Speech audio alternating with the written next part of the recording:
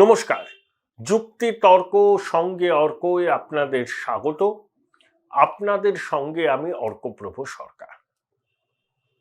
নরেন্দ্র মোদী কি অপ্রতিরোধ্য একজন রাজনৈতিক ব্যক্তিত্ব, যে আগামী ৩ দশকে ভারতবর্ষে কি মোদী যুগ হতে চলেছে? ভোট বিশেষজ্ঞ প্রশান্ত কিশোর বলেছেন, আগামী ৩ দশক ভারতীয় রাজনীতির যে ন্যারেটিভ থাকবে সেই ন্যারেটিভ তৈরি করে দেবেন নরেন্দ্র মোদী। ঠিকই বলেছেন, ভুল কিন্তু কিছু বলেননি।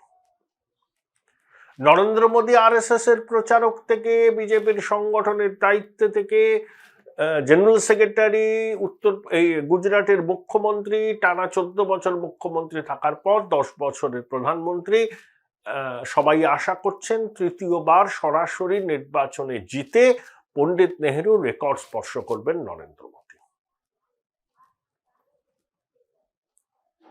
যতই বিরোধীরা মোদী শাহ ডুওপলি বলে বিষয়টাকে চিহ্নিত করার চেষ্টা করুন না কেন, আসলে নরেন্দ্র মোদীর গ্রহণযোগ্যতা দেশের মানুষের একটা বড় অংশের কাছে এখন প্রশ্নাতীত ভাবে স্বীকৃত। এখন কতগুলো ওপিনিয়ন পোল হচ্ছে নির্বাচনের আগে। সম্প্রতি দেখলাম mood of the nation India টুডের, তারা বলছেন বিজেপি 40% ভোট পাবে, এককভাবে পাবে 304, আর এনডিএ পাবে 35, কংগ্রেস পাবে 71টি আসন, যদিও তার ভোট পার্সেন্টেজের হার কমবে, আর অন্যান্য আঞ্চলিক দলগুলো বাকি আসন পাবে। যদিও বিজেপির টার্গেট এনডিএ কে নিয়ে 370, কিন্তু সবাই এক বাক্যে বলছে যে এককভাবে তৃতীয়বারের জন্য বিজেপি ক্ষমতায় আসবে। এই ওপিনিয়ন পোল যখন করা হয় তখন ফেব্রুয়ারির একদম গোড়ার দিকে, তারপর নির্বাচন শুরু হতে 2.5 মাস সময় লাগবে, পরিস্থিতি অনেক বদলে যেতে পারে। তাহলে নরেন্দ্র মোদী খুব সচেতনভাবেই নিজের ব্যক্তি ইমেজ তৈরি করেছেন, নিজেকে কাল্ট ফিগারে পরিণত করেছেন সচেতনভাবেই করেছেন, এবং সেই জন্য তিনি সবসময় এনডিএর গ্যারান্টি বলেন না, বলেন মোদী গ্যারান্টি। এবং এই মোদী গ্যারান্টির সুফল কিন্তু কঠিন নির্বাচনেও বিজেপি পেয়েছে। সাম্প্রতিক অতীতে গোবলয়ের যে 3টে রাজ্যে বিধানসভা নির্বাচন হলো, সেখানে মোদী গ্যারান্টি কাজ করেছে। এবং নরেন্দ্র মোদী নিজের একটা ভোট ব্যাংক তৈরি করেছেন, তার মধ্যে মহিলাদের সংখ্যা অনেক। আমি একটা ছোট্ট উদাহরণ দিই। 2018 এই কর্ণাটকে বিজেপি ক্ষমতাচ্যুত হয়েছিল, বিজেপি ভোট পেয়েছিল 35-36%। ঠিক 1 বছর বাদে লোকসভা নির্বাচন, বিজেপি ভোট পেল 51%। তাহলে এই 15% ভোট কি ভোট? ওটা হচ্ছে মোদী ভোট। এই মোদী ভোট সব রাজ্যেই নরেন্দ্র মোদীর আছে, এমনকি এই পশ্চিমবঙ্গেও আছে। যে ভোটাররা 2021 বিধানসভা নির্বাচনে তৃণমূলকে ভোট দিয়েছিল, তাদের একটা বড় অংশ লোকসভা নির্বাচনে আবার নরেন্দ্র মোদীকে ভোট দেবেন। তাদের কাছে বিজেপি আর নরেন্দ্র মোদী সমর্থক। দেখবেন এখানে বিজেপির ভোট প্রাপ্তির হার 40%-এর বেশ কিছু উপরেই থাকবে, এবং আসন সংখ্যা যেটাই বলুক না কেন, ইন্ডিয়া টুডে সমীক্ষায় দেখলাম তারা বলেছে 19। আমার মতে বিজেপির আসন সংখ্যা 22-24-এর মধ্যে থাকবে, যদিও তারা 2-1টি জেতা আসন হারাবে, আবার নতুন করে কয়েকটি আসন তারা জিতবে। সে বিষয় নিয়ে পরে বলবো। আমি যেটা বলতে চাইছি যে ভারতীয় রাজনীতিতে মোদী যুগ শুরু হলো কিনা, কারণ প্রশান্ত কিশোরের কথা যদি আপনি শোনেন, তাহলে দর্থহীন ভাষায় জানিয়ে দিয়েছেন যে আগামী 3 দশক ভারতের রাজনীতির ন্যারেটিভটা মোদীজি তৈরি করে দেবেন। আর রাহুল, তেজস্বীর মতো নেতাদের আর অভিষেকের মতো নেতাদের তিনি বলেছেন গাছে টবে লাগানো গাছ। ইঙ্গিতটা খুব স্পষ্ট। জানি না এরপরে প্রশান্ত কিশোরের সঙ্গে অভিষেকের সম্পর্ক কিরকম থাকবে। দেখুন, বিজেপি রেকর্ড সংখ্যক আসন পেতে যে মরিয়া, তার প্রমাণ বিভিন্নভাবে পাওয়া যাচ্ছে। দেখুন, রাজীব গান্ধী 400-র উপর আসন পেয়েছিলেন, সেটা ইন্দিরা গান্ধীর হত্যার পর সহানুভূতি হওয়ায় আমি কংগ্রেসের স্বাভাবিক নির্বাচন হচ্ছে ইন্দিরা গান্ধী যে সর্বাধিক আসন পেয়েছিলেন সেটাকেই মাপকাঠি নিয়ে এগোতে চাই, সেটাকে টপকাতে চাইছে বিজেপি। উত্তর ভারত পশ্চিম ভারত বিজেপি স্যাচুরেটেড, পূর্ব ভারতে বিজেপির সংগঠন অনেক মজবুত এখন, যেমন ঝাড়খণ্ডে আগের বারের ফলাফলের পুনরাবৃত্তি, সম্ভাবনা উজ্জ্বল। বিহারেও নীতিশ কুমার আসার পর সেই সম্ভাবনা উজ্জ্বল। পশ্চিমবঙ্গে আগের বারের থেকে ভালো করবে। আসাম সহ এন্টায়ার নর্থ ইস্টে ওই আগের বারের মতোই হবে। সব মিলিয়ে 143টা আসনের মধ্যে বিজেপির ঝুলিতে 90 থেকে 95টা আসন যেতে পারে। বিজেপি রাজ্যগুলোকে 4 ভাগে ভাগ করেছে। এক প্রকার রাজ্য আছে যেখানে তারা আগে থেকেই শক্তিশালী, যেমন উত্তরপ্রদেশ বলুন, গুজরাট বলুন, মধ্যপ্রদেশ বলুন ইত্যাদি। আর এক শ্রেণীর রাজ্য আছে যেখানে বিজেপি শরিক দলের উপর ভরসা করে তাদের সংগঠন বাড়িয়েছে, এখন তারা সেখানে মেজর ফোর্স, যেমন বিহার, যেমন মহারাষ্ট্র, যেমন জম্মু কাশ্মীর এবং একই সঙ্গে একসময় কর্ণাটক। আবার এক শ্রেণীর রাজ্য আছে যেখানে বিজেপি প্রধান বিরোধী দল, যেমন পশ্চিমবঙ্গ, যেমন উড়িষ্যা। প্রধান বিরোধী দল হলেই আপনি ক্ষমতায় পৌঁছতে পারেন। আর এক শ্রেণীর রাজ্য আছে যেখানে বিজেপি পায়ের তলায় ফুটল করছে, যেমন দক্ষিণ ভারত। কেরালায় খ্রিস্টান নেতাদের টেনে আনা হচ্ছে কংগ্রেস থেকে। একে অ্যান্টনির ছেলে অনিল অ্যান্টনি গেছেন, টামওয়ারাক্কান গেছেন। খ্রিস্টানরা ট্র্যাডিশনালি কংগ্রেসকে ভোট দেয়, সেখান থেকে কিছু ভোট যদি বেরিয়ে আসে বিজেপির ঝুলিতে যায়। লেফটে মুসলিম ভোট যদি লেফট কংগ্রেসে ডিভিশন হয় তাহলে বিজেপি 2-3টে আসন পেতে পারে। অন্ধ্রপ্রদেশে ওয়াইএসআর না টিডিপির সঙ্গে শেষ পর্যন্ত সমঝোতা হবে সেটা পরে বোঝা যাবে কয়েকদিনের মধ্যে। তামিলনাড়ু রামানাথপুরম থেকে নরেন্দ্র মোদী যদি প্রধান নির্বাচনে লড়েন বেনারসের পাশে, তাহলে দক্ষিণ ভারতে গেরুয়া ঝড় উঠবে, কোনো সন্দেহ নেই। আর তেলেঙ্গানায় বিজেপি 2019-এ 4টি আসন পেয়েছিল, এবার 15% ভোট পেয়েছে। এই প্রেক্ষিতে দেখতে হবে ভারতরত্ন। সবুজ বিপ্লবের জনক স্বামীনাথনকে ভারতরত্ন দিলেন।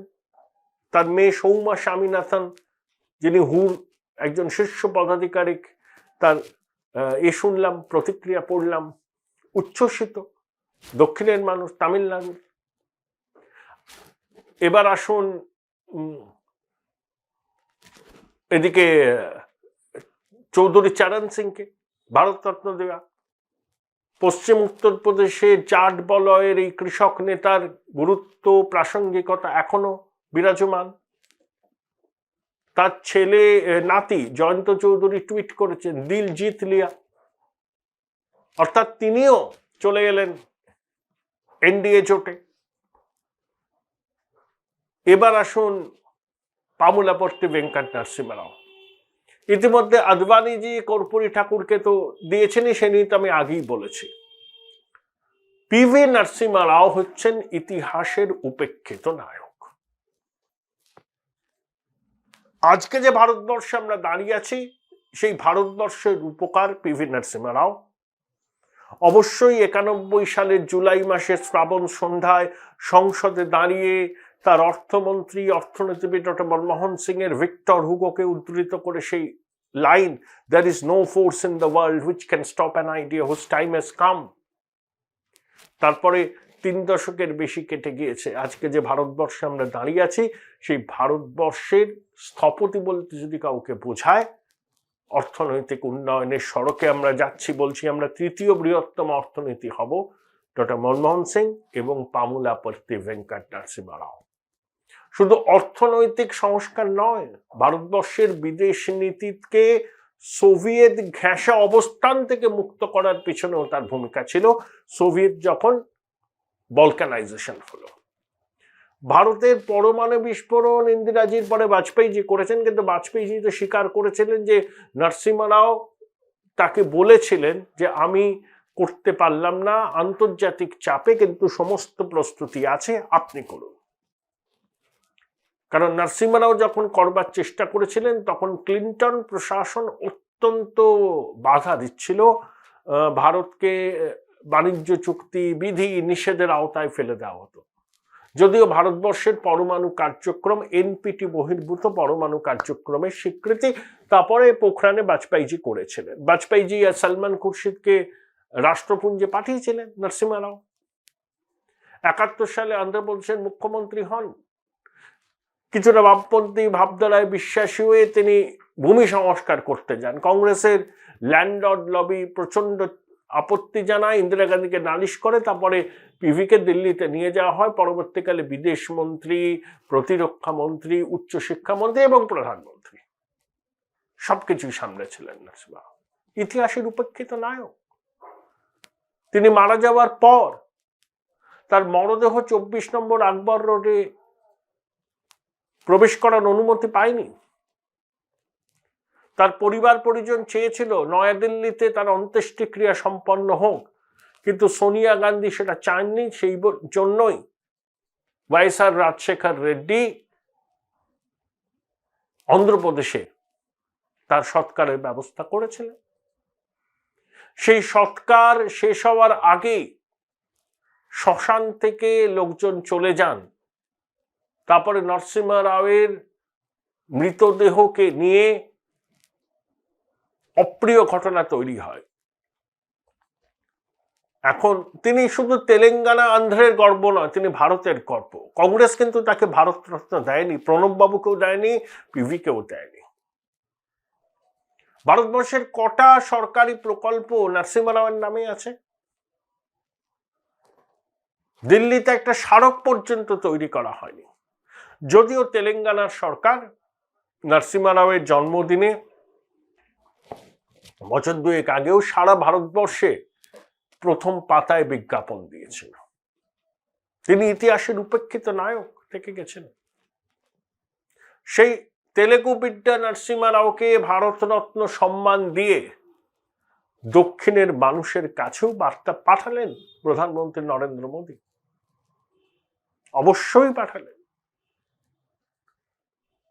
আমি নরসিংহ রাওয়ের উপরে আমার বিশ্লেষণ বা মূল্যায়ন নিয়ে আমি একটা প্রতিবেদন করেছিলাম বছর দুয়েক আগে। সেই প্রতিবেদনটি আজকে রাত 10টায় আবার আপলোড করছি আপনাদের জন্য। আপনারা দেখলে মতামত দিলে ভালো লাগবে।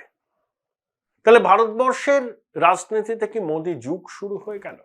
Professor doctor Rajni Kothari Congress system of governance বলেছিলেন, one party dominance in multi party ডেমোক্রেসির কথা বলেছিলেন। তাহলে বিজেপি সিস্টেম অফ গভর্নেন্স কি শুরু হয়ে গেছে দেশে? এই বিষয় নিয়ে কথা বলেছিলাম রাষ্ট্রবিজ্ঞানের অধ্যাপক বিমল শঙ্কর নন্দর সঙ্গে। বিমলদা, আপনার কি মনে হচ্ছে যে ভারতবর্ষে এবার মোদি যুগ শুরু হচ্ছে? না, এই মোদি যুগ বা বিজেপি যুগ এই ভাবনাগুলো এসেছে এর আগের একটা ভাবনা থেকেই আমরা এটাকে টানতে পারি। এই ভাবনাটা প্রথমে ভারতীয় রাজনীতিতে এনেছিলেন রজনী কোঠারি, বিশিষ্ট রাষ্ট্রবিদ। তিনি 50 এবং 60-এর দশকে, কিছুটা 70-এর দশকে কংগ্রেস শাসনটাকে সিস্টেম বলে উল্লেখ করতেন। এখন কংগ্রেস সিস্টেম মানে কংগ্রেস শুধু একটা শাসক দল ছিল না, ভারতের সংস্কৃতির একটা অঙ্গীভূত অংশ ছিল ওই সময়। তাকে ম্যাচ করতে পারতো না কেউ। এই জন্য তিনি বলতেন যেন সিস্টেমটাই কংগ্রেস সিস্টেম হয়ে গেছে। আরো অনেক আছে, এইটুকু সংক্ষেপে বলা যেতে পারে। এখন কংগ্রেস এটা নিজেও পছন্দ করতো যে সে একা নিয়ন্ত্রকের জায়গায় থাকবে আর বাকিরা তার কাছে একটু সাবসার্ভিয়েন্ট হয়ে থাকবে, এরকম একটা সিস্টেম তারাও ঠিক পছন্দ করতো, সেরকম সিস্টেম টিকিয়ে রাখতো। এখন বর্তমান যে সিস্টেমটা আছে দ্যাট ডাজ নট মিন যে বিজেপি সেই সিস্টেমটাকে টিকিয়ে রাখছে, কিন্তু সিস্টেমটা ওইরকম তৈরি হয়ে গেছে এই কারণে যে বাকি দলগুলো তারা দীর্ঘদিন ধরে তাদের পারফরমেন্সের ভিত্তিতে একটা জিনিস প্রমাণ করেছে যে আর যাই হোক শাসক দল ছাড়া তাদের আর কিছু ভাবা যায় না।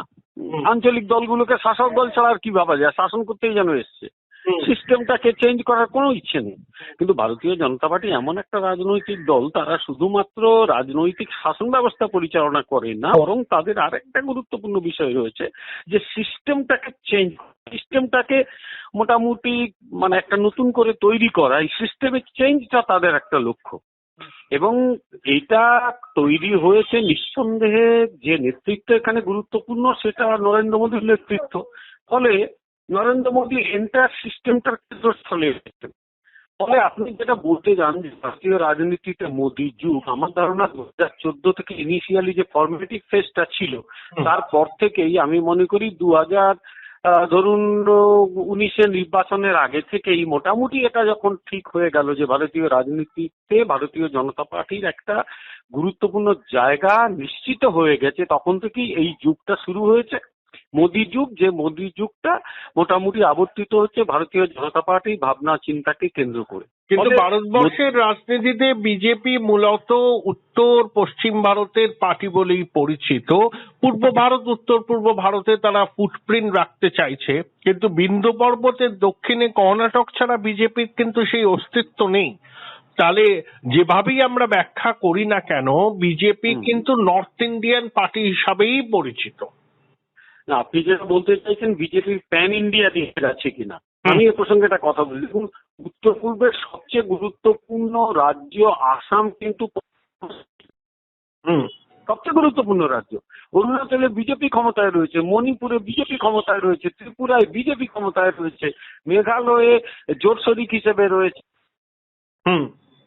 উত্তর পূর্বে বিজেপি নেই কোথায়? পূর্ব ভারতে এখন ভারতীয় জনতা পার্টি উড়িষ্যায় অত্যন্ত গুরুত্বপূর্ণ শক্তি এবং বাংলাতে প্রধান বিরোধী দল। আর আপনি যদি দেখেন যে বিহারে আবার তারা ক্ষমতায় এসছে, যদিও জোট শরিক হিসেবে। দক্ষিণ ভারতে বিজেপির উপস্থিতি খুবই দুর্বল। কেরালা, তামিলনাড়ু, সাম্প্রতিক কতগুলো উদাহরণ আমি আপনাকে সাম্প্রতিক কতগুলো উদাহরণ দিই। সেটা হচ্ছে তেলেঙ্গানাতে নির্বাচন পরবর্তী যে বিধানসভা নির্বাচন গেল, যেখানে পরাজিত হয়েছে ভারত রাষ্ট্র সমিতি বিহারে, যেখানে কংগ্রেস ক্ষমতায় এসেছে। কিন্তু সেখানেও আপনাকে বলি যে সিস্টেমটা আস্তে আস্তে চেঞ্জ হচ্ছে এবং ভারতীয় জনতা পার্টির পক্ষে সিস্টেমটা কিন্তু আসছে। অন্ধ্রপ্রদেশে আপনি যদি তামিলনাড়ুতে আপনি যদি আন্নামালাইয়ের নেতৃত্বে ভারতীয় জনতা পার্টির উত্থান দেখেন, ঈর্ষণীয় উত্থান ঘটছে কিন্তু। এবং দুদিন আগে, জাস্ট পরশুদিন 15 জন নেতা নেত্রী যোগ দিয়েছে। একদম, অর্থাৎ তারা ভারতীয় জনতা পার্টি তো আর তাদের বলেনি যে আমি আমার নীতি আদর্শ সব ত্যাগ করছি, তোমরা আমার দলে চলে এসো। বিজেপির আদর্শটা ইনট্যাক্ট রয়েছে, কিন্তু তারা জয়েন করছে। কেরালাতে অন্তত ত্রিবান্দ্রাম, ত্রিশূর এই অঞ্চলগুলোতে বিজেপির উত্থান লক্ষ্য করা যাচ্ছে। ফলে আপনি আর এটা বোধহয় খুব বেশি দিন বলতে পারবেন না যে বিন্ধ্য পর্বতের দক্ষিণে। তার কর্ণাটকে তো আমরা ক্ষমতায় ছিলাম কয়েক মাস আগে অবধি। ফলে বিজেপির যে প্যান ইন্ডিয়ান ইমেজ সেটা কিন্তু তৈরি হয়ে গেছে। এবং আমি মনে করি যে আগামী অন্তত 20-30 বছর, তারপরে তো ভাবতে পারবো না কি হবে, অন্তত আমাদের জীবদ্দশা যদি 20-30 বছরকে ধরি, তাহলে কিন্তু আমরা অন্য কোনো দলে ক্ষমতায় আসা দেখতে পাবে না। গোটা ভারতীয় রাজনীতি কিন্তু বিজেপিকে কেন্দ্র করে আবর্তিত হবে সুদূর ভবিষ্যতেও। তারপর কি হবে সে তো আর বলা খুব মুশকিল। আমি আপনাকে একটা সাম্প্রতিক উদাহরণ দিই, সেটা হচ্ছে ওনার কার্যকলাপ নিয়ে অনেক বিতর্ক থাকলেও তার রাজনৈতিক প্রজ্ঞা নিয়ে সত্যি বিতর্ক নেই প্রশান্ত কিশোর। প্রশান্ত কিশোর সম্প্রতি একাধিক টেলিভিশন চ্যানেলে বলেছেন যে আগামী 30 বছর ভারতীয় রাজনীতি বিজেপিকে কেন্দ্র করে আবর্তিত হবে, বাইরে কিচ্ছু থাকবে না। এইটা করি, উনি 30 বছর বলেছেন, অন্তত আগামী 30 বছর যদি হয় তাহলে 70 বছর একই ঘটনা ঘটবে। বিজেপির একটা সিস্টেমটাকেই মোটামুটি একটা নতুন করে রিরাইট করেছে, যেটা জাতীয়তাবাদ, দেশকে ভালোবাসা, দেশের উন্নতি, শক্তিশালী ভারতবর্ষ, এই ভাবনাকে করে আবর্তিত হবে। সেখানে কংগ্রেস বা বাম দলগুলো তারা কিন্তু আস্তে আস্তে আমার ধারণা অপ্রাসঙ্গিক হয়ে যাবে। এই আগামী 2024 নির্বাচনে কিন্তু সেটা হওয়া এখন সময় অপেক্ষা করি আমার মনে হয়। থ্যাংক ইউ বিমল দা, thank you. Join Indian Institute of Hotel Management now. Right choice, right decision.